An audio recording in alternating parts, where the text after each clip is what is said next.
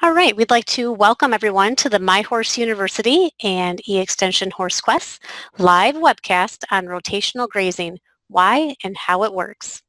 Laura, could you forward the slide for me? The presenter for this evening is Laura Kenny. Laura is the Program Associate in the Department of Animal Sciences at Rutgers University, where she supports extension programming for the equine industry in New Jersey. In addition, she is pursuing a master's degree in plant biology, focusing on the effects of rotational and continuous grazing systems on horses, pastures, and soil. She completed her Bachelor's of Science degree in Animal Science at Rutgers University and has been riding horses since she was 8 years old. And at this time, I'd like to turn the presentation over to Laura.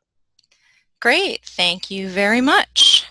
And I'd just like to mention that, as Gwen said, I'm doing a research project in looking at rotational and continuous grazing right now. So a lot of the information I'm going to present tonight is the same information that we use when we make decisions on this research project. So I hope you find it useful. Hey, Laura. Mm-hmm. No, I don't mean to interrupt, but one thing that I forgot to mention to all of our participants that's very important is that they all have a question and answer button in the top left corner of their screen, and participants, you can go ahead and click on that button in order to submit questions to Laura.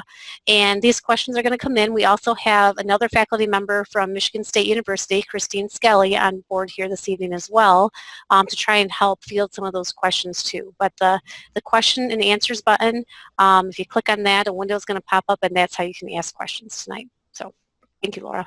Great, yes, please ask questions. All right, so I'm going to jump right in and start off by defining a pasture. Most people, when they think of a pasture, they just think of a horse out in a field. Maybe there's some green out there. But for the context of this presentation, I'm going to define a pasture as a turnout area with the purpose of supplying nutrition in the form of fresh forage. So my criteria would be greater than 70% ground cover, so not a lot of bare ground in our pasture, and a minimum of 3 to 4 inches in height. If it doesn't meet these two criteria, I would call it a dry lot, an exercise lot, stress lot, or a sacrifice lot. These are all interchangeable terms for an area that isn't being used for forage growth. So this picture over here on the right shows a horse nibbling at some overgrazed forage. I would consider this a dry lot in this situation because this horse really isn't getting any significant nutrition from this situation, whereas the second horse up top is out on a very lush pasture. This is probably 10 to 12 inches of pasture growth right here. So this horse is actually having all of its nutritional needs met by this pasture. So we all know that there are lots of benefits for horses from being outside, whether it's on a pasture or a dry lot. There's behavioral, there's health benefits, but to go above and beyond those benefits, we know that pasture can be an excellent nutritional source. A horse at maintenance, meaning one that's not being exercised intensely or pregnant or nursing a foal, just your average pasture pet, this horse could have 100% of its nutritional needs met from a high-quality pasture. This includes vitamins, minerals, protein, energy, everything it needs, which can really cut back on the amount of grain that you need to buy this horse. So this could really be an actual money saver. In addition, pastures are environmentally friendly. The ground cover provided by the plants reduces erosion, so you're losing less soil in your pasture. The plants also take up excess nutrients in water runoff. So say you have some storm water that runs through a pile of manure. It can pick up nutrients like nitrogen and phosphorus, and if it runs into a water source, this could be a pollutant. However, in a pasture, the plants actually slow the flow of water, and in addition to that, when the water infiltrates into the ground, the roots take up the nutrients and they use it for plant growth. So grazing horses on pasture really recycles the nutrients in manure and uses them as a fertilizer source in your pastures. Now there can also be some disadvantages of pastures. When we have horses with laminitis, founder, insulin resistance, All of these horses under this metabolically prone umbrella, they may not do as well with the potential high sugar content in the grasses. Same with obese horses or really easy keepers. These types of horses may not do as well on really lush pasture, and they may be more well suited to a dry lot type situation. Some other problems we can run into with pastures include toxic weeds and parasite spread. So I'm going to give a brief introduction to some plant biology basics. And the reason for this is that they each have a direct application to pasture management decisions that we make. So we're going to start out by looking at an individual plant in a pasture. So here is our grass plant. We have a main growing point, which is at the base of the plant. I hope you all can see my cursor because I'm pointing at it. Right down here. So if we blow this up and cross-section it, here we're looking at the growing point of this grass plant. This is where the leaves are produced. So right up here in the middle, this is where our youngest leaf is being produced. This is leaf number 8, which we see on this diagram, shooting right up out of the center here. Our older leaves, 1, 2, and 3, are coming from the bottom. These have already been produced, and now they're just getting wider and longer. We have some additional growing points throughout the stem to elongate the stem, and also at the base of each leaf blade to widen and elongate the leaf blade. Now for comparison's sake, I have a picture of a broadleaf weed over here. This is a milkweed plant. The main growing point on this plant is up here. You can see the smaller leaves coming out the center at the top of the plant. The leaves down at the bottom are larger, they're older, and you can see they're starting to turn yellow. So let's mow a pasture with both of these plants, and we'll cut both of them in half and see what happens. So for our grass plant, say we cut it off between 3 and 4, right in the middle. We've cut off a couple of leaves, and we've cut a couple of the leaves in half as well. However, we have not touched this all-important main growing point. So what's the plant going to do? It's going to shoot up some more leaves, and it's going to elongate the leaves that we've shortened. Now, if we cut this milkweed plant in half here, we've just cut off the main growing point. This plant can no longer produce any leaves on this stem because we cut off its growing point.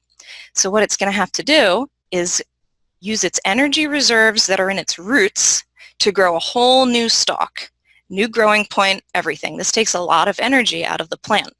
So this is one of the reasons that we recommend regular mowing in pastures.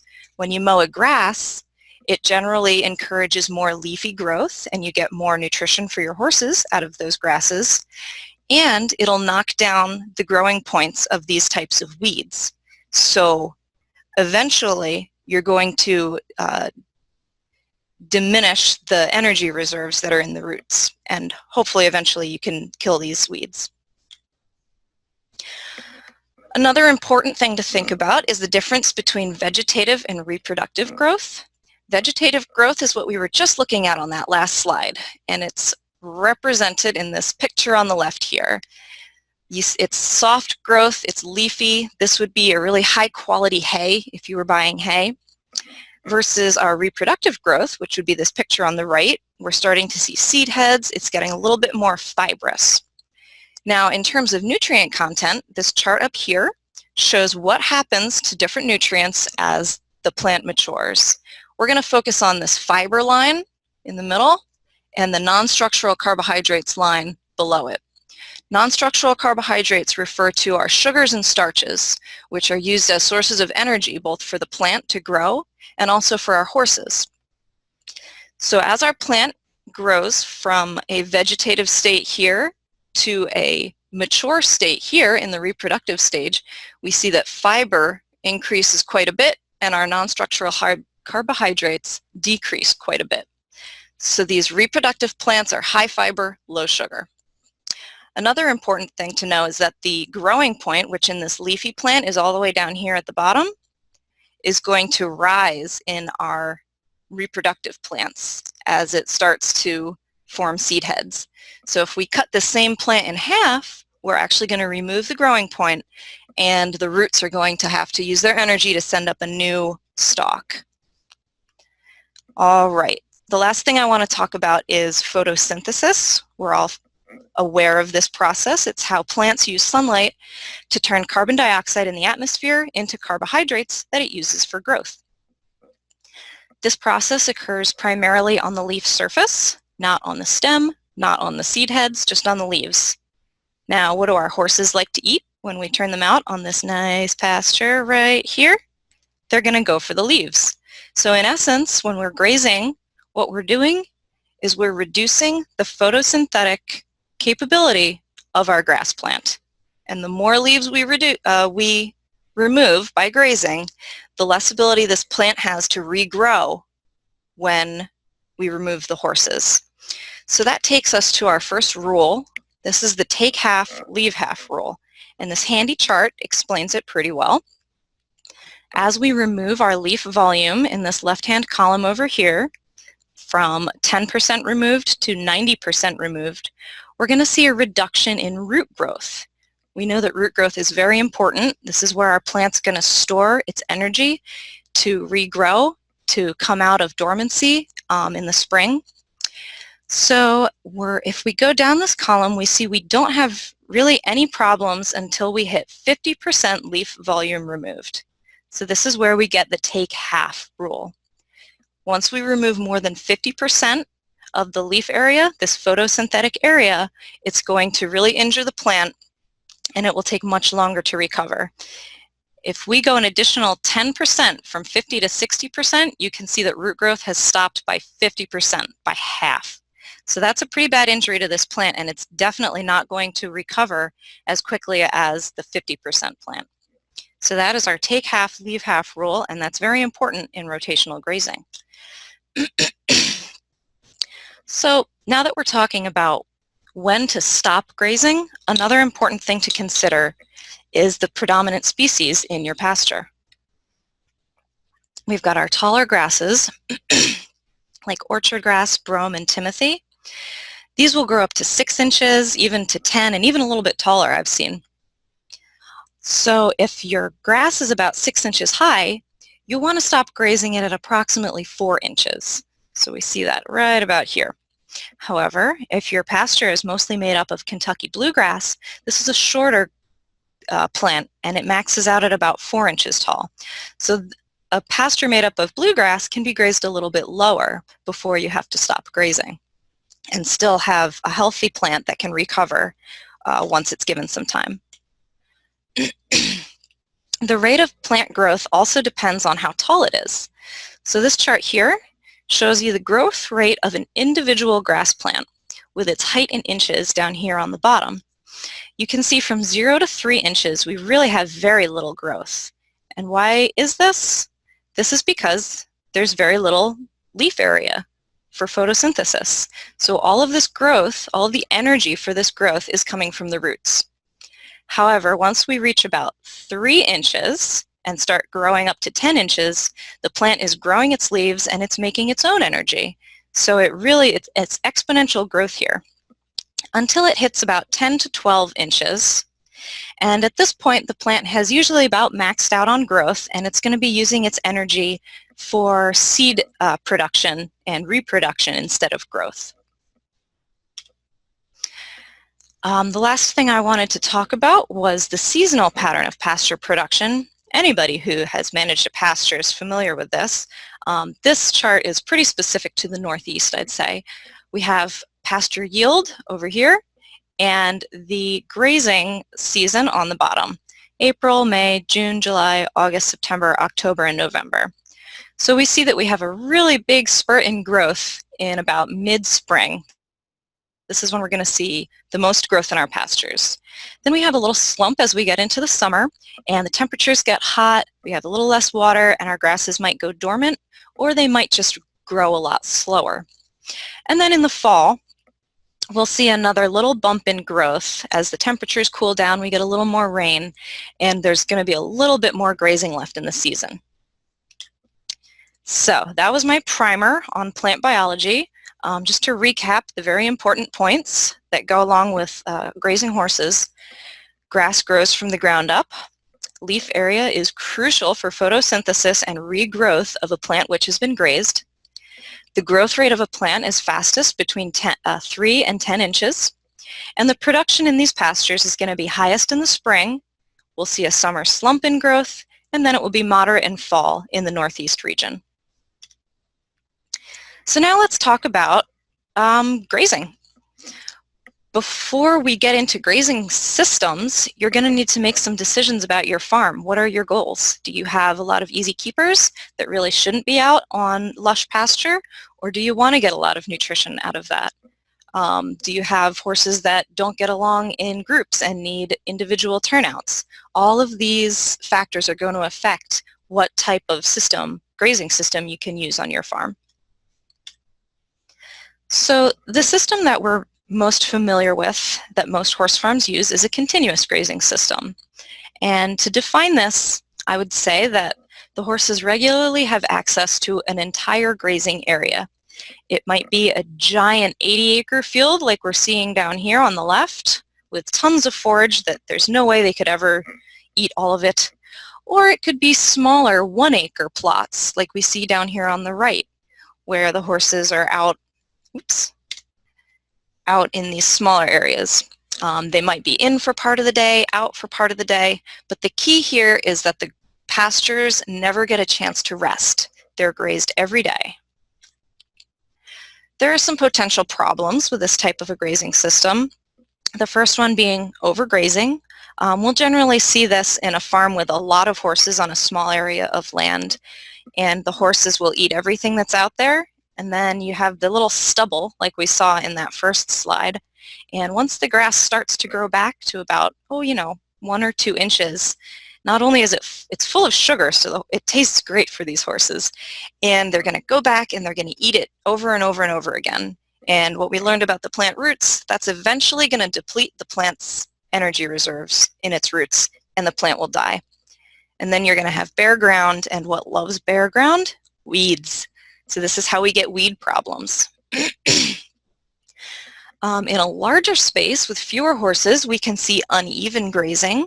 This is when the horses have a preferred grass species, and they're going to overgraze this species while they're leaving the ones that aren't quite as palatable.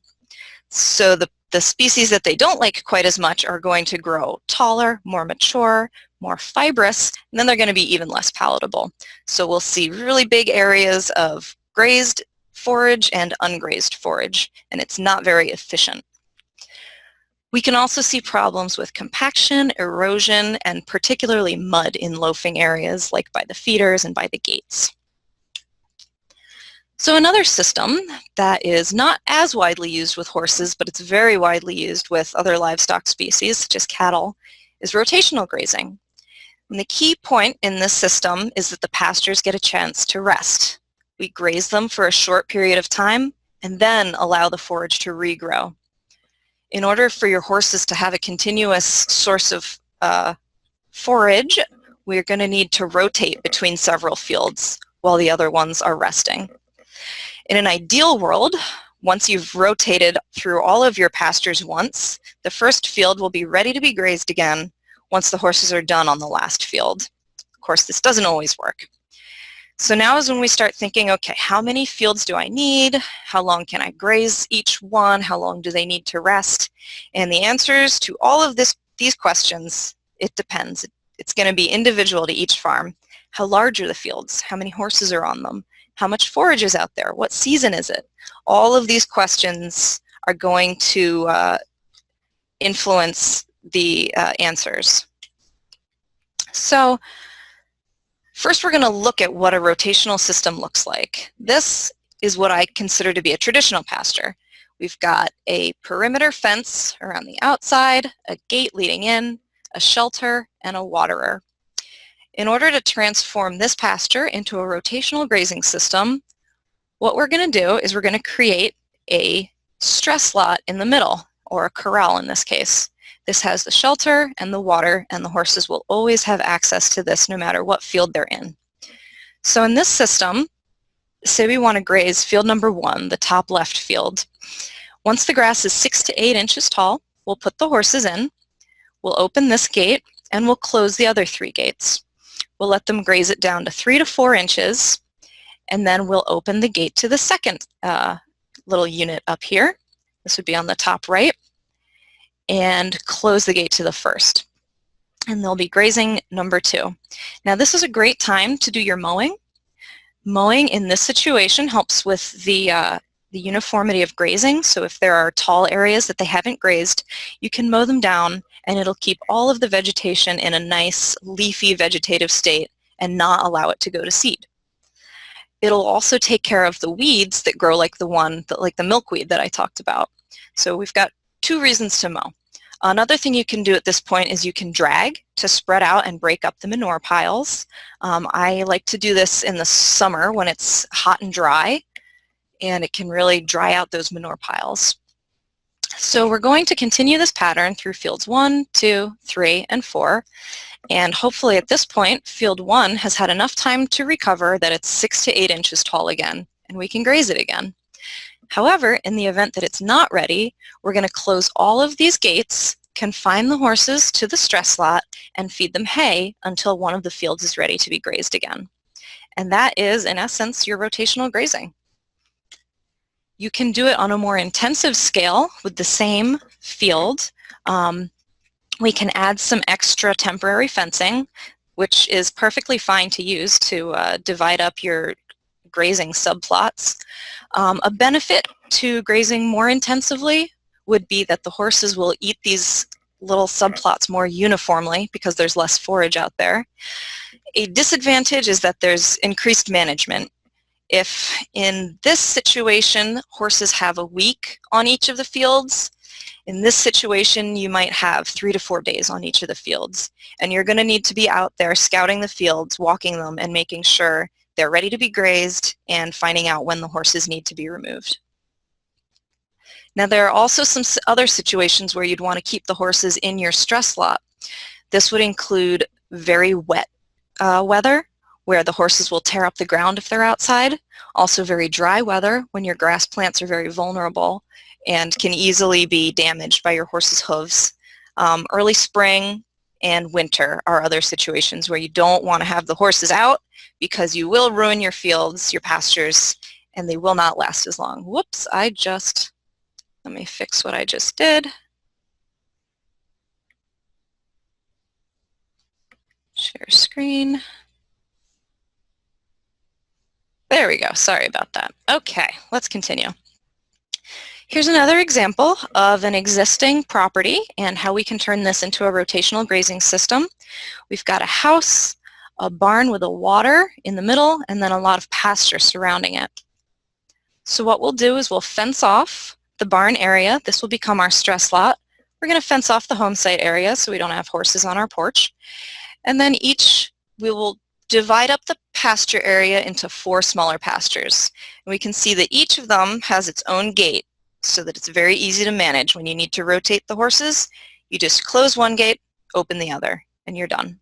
And a lot of times the horses will tell you when it's time to rotate by waiting in their stress lot by the gate to a new field saying, hey, it's time to let us into this one. The grass looks greener over there. Here's another example of a rotational system using a laneway this time. So we have our stress lot up in the corner. This one calls it a holding pasture, and a laneway going all the way down the middle, and you can see that there are gates into each one of these little grazing units. So here is what we've done at Rutgers. This is the rotational and continuous grazing project that was mentioned earlier. We're working on this right now. We have 2 continuous fields in either corner, and we have 2 rotational fields. So this is an example of the radial pattern where we have a stress lot in the middle and 4 fields coming off of it, and there's gates to each of them. This rotational system on the top left utilizes the laneway technique because our stress lot is all the way down here, this little backwards L. And we just have a laneway with gates leading into each of these, and it's really very easy to use. Here are some examples of different fencing types that we've tested. Up in this top left picture, the fence in the background is our perimeter fence. This is a diamond mesh on 4x4s. It's very sturdy, and we really like it for a perimeter fence. We also have a braided rope here with electric in it. On the bottom left, we have a yellow electric tape, and on the bottom right, we have a white electric tape. We've really liked the white electric tape. We found it very visible. It's temporary. It's very easy to set up and use with these plastic or fiberglass poles. So that's what we use. Stocking rates are another important factor when considering how long your horses can graze these areas. You can say this in horses per acre, acre per horse, but that's what it is. So basically, if you want to provide a significant amount of nutrition from your pastures, you need to keep the pastures from deteriorating. You want to keep that 70% vegetative cover at all times. So an overstocked pasture might have 20 horses on 5 acres. That's a 4 horse per acre stocking rate. An understocked farm might have 20 horses on 100 acres for a 0.2 horse per acre or 5 acres per horse. That would be a much different scenario. This slide describes how much land is needed to maintain 1 horse without destroying the pasture, depending on how much time it spends outside every day.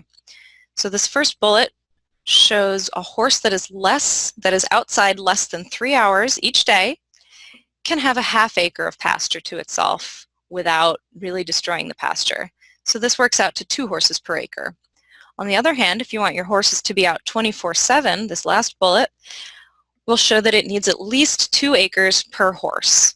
So this would be ½ a horse per acre or 2 acres per horse. Now, not every farm has the exact, the ideal stocking ratio.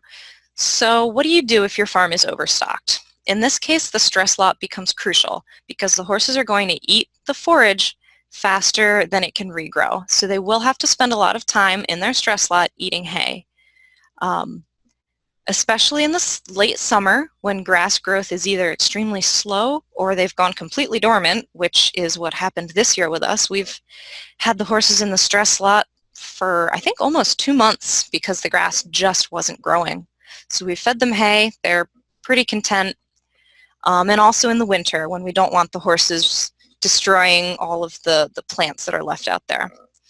Now we can run into problems with mud, particularly by the feeders and by the gates.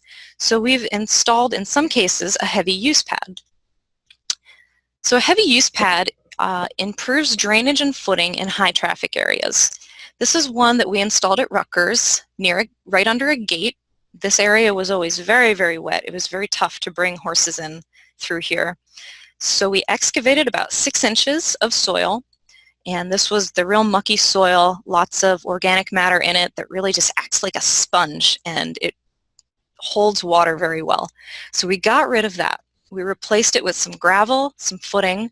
We have this plastic mat that's sort of a honeycomb shape, and then we put some more footing on top of this. This keeps this nice expensive footing from spreading out and disappearing after the horses have been using it for a while. And it's really worked great. It's not the cheapest option. However, there are, there's expensive ways to do it and cheap ways to do it. And there is some excavation required. An important point is that you do have to remove manure and feed and other organic materials. Otherwise, you're going to end up with the same muddy situation you had in the first place. Now, an understocked farm has different problems. I'm sure a lot of us would much rather have this sort of a problem. In this case, it's hard to keep up with the grass growth. The horses can't eat it fast enough to keep it in that nice, nutritious, vegetative state. So in this case, it's just going to be a lot of mowing. Mowing will be required to keep the plants in that vegetative stage. So if you're considering a rotational grazing system on your farm, you really, at the end of the day, you need to be very flexible. You need to be willing to go out and walk your pastures. You can't really stick to a rigid schedule, 7 days graze, 21 days off. You're going to have different weather. You're going to have droughts. You're going to have wet weather where you need to bring the horses in. You need to be very flexible. You need to plan ahead. In case of a drought, you should have hay on hand in case the horses need to stay in the sacrifice slot or the stress slot for, an extended period of time like ours did this summer. You need to be willing to monitor, as I said, go out, walk your fields, adjust that original plan, no strict 7-day graze, 21 days off period. And record keeping is actually quite useful. Each year is going to be slightly different, but over time you can sort of get an average of how many grazing rotations you can get out of your fields. You can measure the height of your fields on a regular basis and sort of estimate how much forage is available.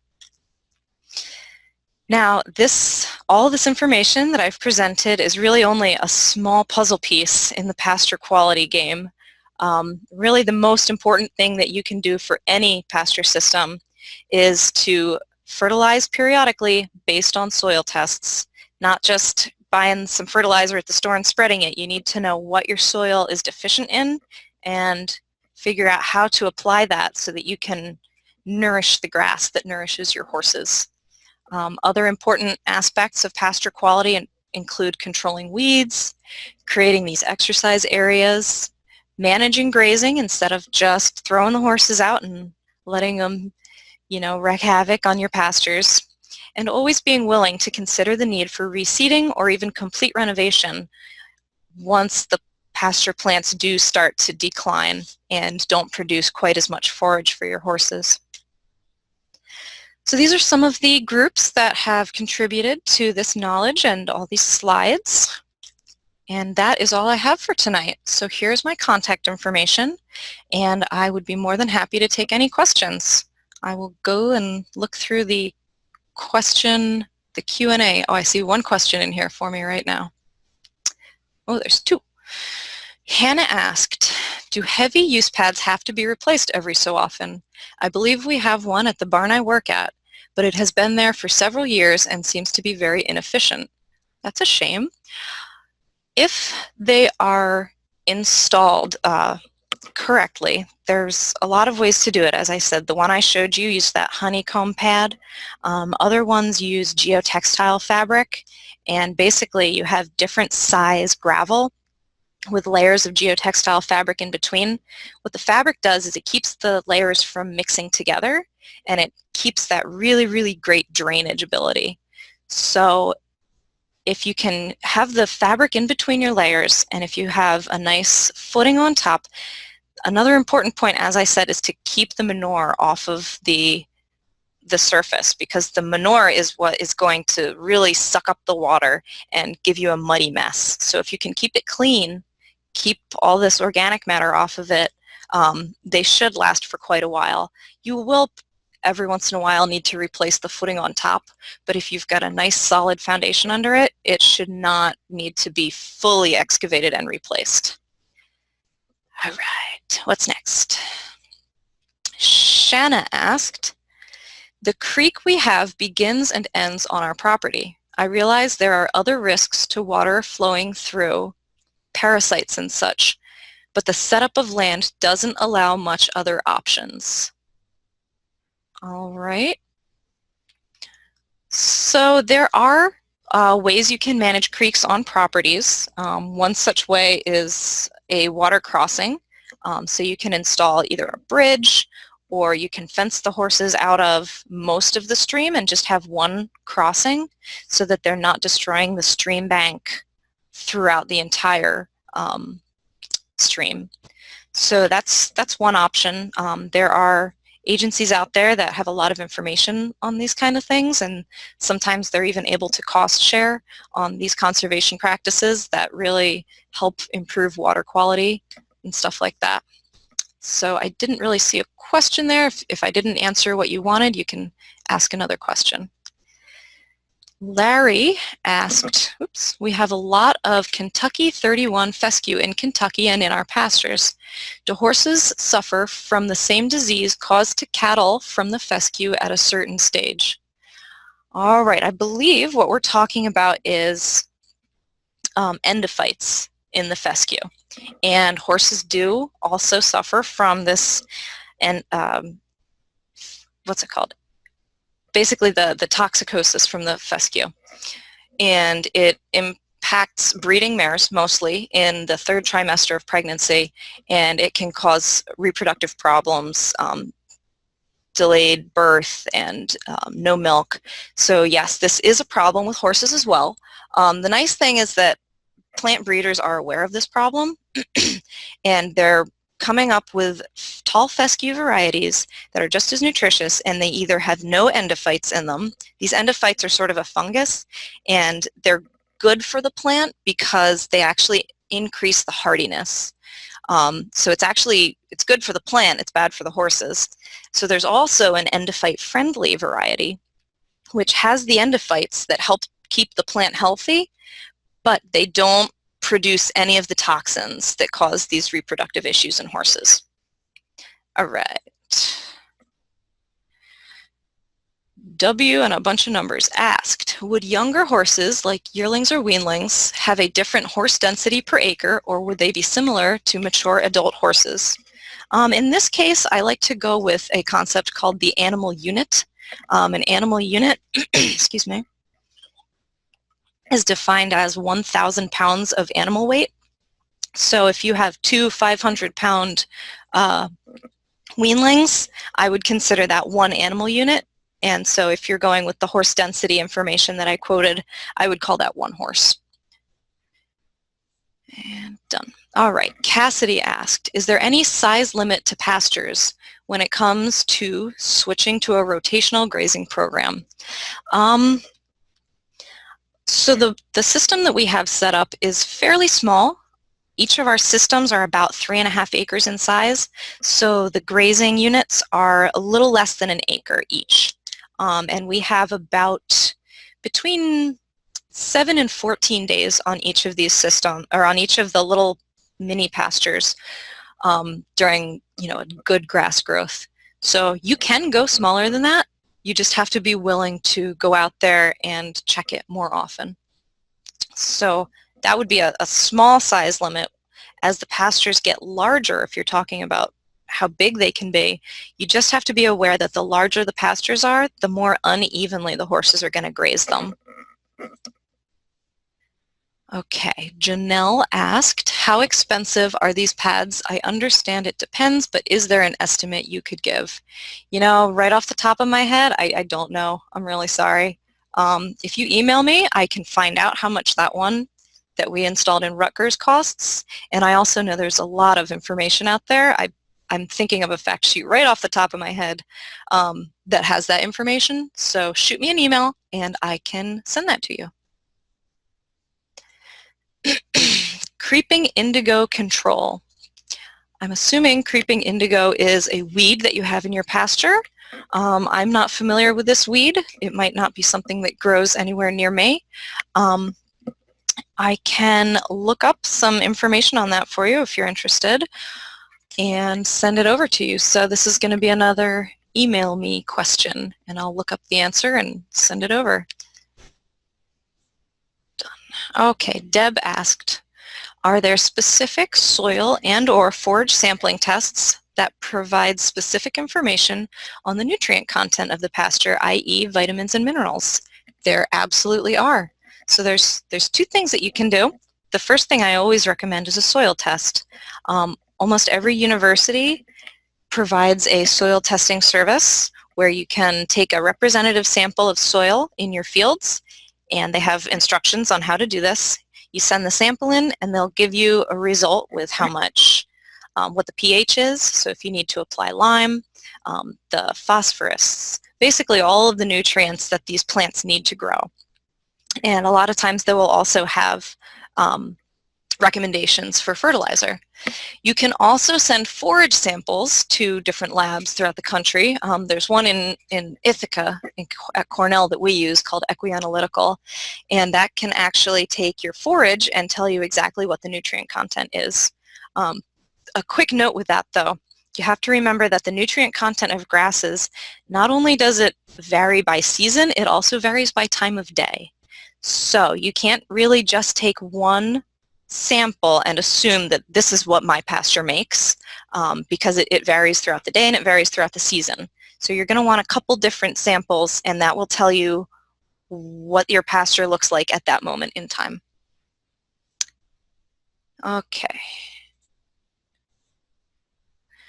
Larry asked, we also have a lot of kudzu in Kentucky and most southern states. Would you recommend or advise fencing in a kudzu area to allow the horses to graze on it? I've heard of this. I'm not familiar enough with it to know if it's something that horses either should or would graze on. I've not heard of it in any of my toxic plant research, so I don't think it's toxic, but I also don't know if it's palatable. They may or may not actually eat it. So I'm not sure on that one. Obviously, your best choice is to feed your horses the grass pasture. Shanna asked, acre horse ratio.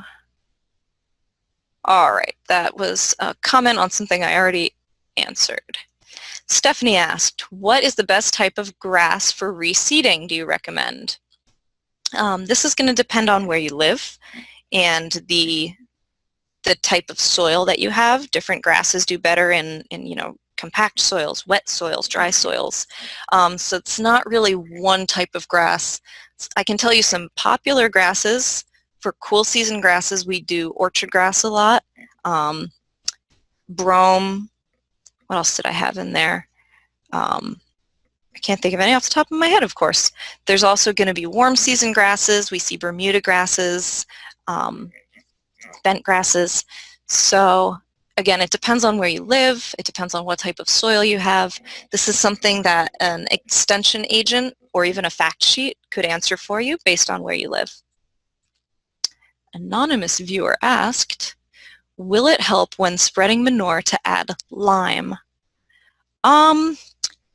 So I'm assuming you mean when dragging your pastures. Most horse farmers don't spread raw manure onto their fields, although some do. Lime won't have anything to do with the way the pasture utilizes the manure. You want to add lime when you know that your soil pH is too low, meaning the soil is acidic. So the lime is going to decrease the acidity or raise the pH of your soil. So you really don't want to add lime unless you've done a soil test and you've found out what the pH is. Phil asked, what are the best grasses to grow in New Jersey? So I've partially answered that already. Just as an example, the grasses that we planted in our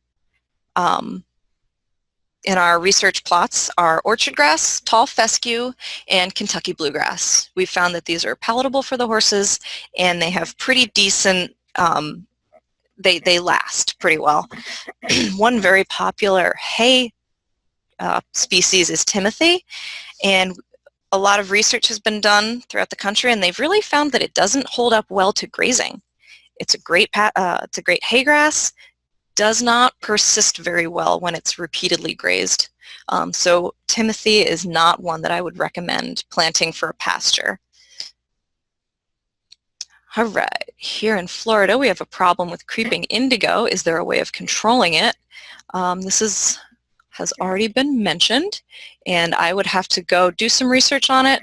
I go out there and I see what university resources have already looked at this problem and what herbicides they recommend. Sometimes herbicides don't work, sometimes mowing will do the trick, but not being familiar with this plan, I can't really offer a source of control for it. Rebecca asked, how many horses are in each of your rotational grazing pastures? Excellent question. I should have mentioned that. We have 3 horses in each of the systems, so we have a total of 12 between the 4 systems. So that's about 3 horses on approximately 3.5 acres. So we're kind of close to that 1-to-1 ratio. Okay, another question on kudzu, which I'm pretty sure I answered that already. Will this slideshow be available after the webinar? Yes, it will. All of the My Horse University webinars are archived and available on the My Horse University website. Would heavy use pads be efficient on a slope, or would something else need to be used if the pasture is in a hilly location? severe sloping versus slight sloping. Ooh, say that fast. I don't see any reason they wouldn't work on a slope as long as they're properly constructed. One thing that really does help on slopes is planting grass, because the roots, they just anchor the soil in place. So it might be a matter of keeping horses off of this severe slope long enough for the grass to grow and the roots to grow really deep, really take hold, and they will help with limiting erosion on these really severe slopes. All right. So I believe I have answered all of the questions in my Q&A. Let's see if there's anything in the chat. If I can find it. Oh, excellent. We've got some information on creeping indigo, New Jersey horse pasture varieties, University of Florida bulletin, and a kudzu bulletin. Thank you very much for posting those for me and looking those up while I was talking. All right, so I'm going to keep my Q&A box open, but I think we're done. All right. Well, Laura, can you go ahead and forward the slide for me? Absolutely. Good. Great. All right. Well, we definitely would like to thank you for this presentation this evening. This has been fantastic. And thank you to all the participants as well. Really like to see all those questions coming in and things like that. That makes it a really engaging presentation. So we really appreciate it. All of you will receive a link to a survey. It'll come in the form of an email in the next couple days. And this survey is really important to us in terms of as we plan additional webcasts and just to let us know how we're doing on our webinars. You can also see there's a link right there here, or a URL, you might say, here on the slide. And I'm actually going to paste it here in the chat box as well. So give me just a second and I will... There you go. So you can click on that link, and the survey is very short, just a few questions, and won't take you long to complete it at all. So we really appreciate your feedback. Laura, go ahead and click on the next slide. And so please make sure to check out our My Horse University website, become a fan of My Horse University or E-Extension Horses on Facebook for up-to-date information about upcoming events and promotions and online courses and things like that. We're still in the process of defining some of our upcoming webinars for the winter months, but you'll be seeing some information about those very soon. And also please remember, as Laura mentioned earlier, this webcast is being recorded and we will upload it to our website definitely by the end of the week, probably before then. And they are all hosted on our My Horse University YouTube channel. So please feel free to send us any comments or suggestions to info@myhorseuniversity.com. And just would like to thank everyone one last time and hope everyone has a great evening. And maybe we can just stay on for a few minutes in case any other questions come through.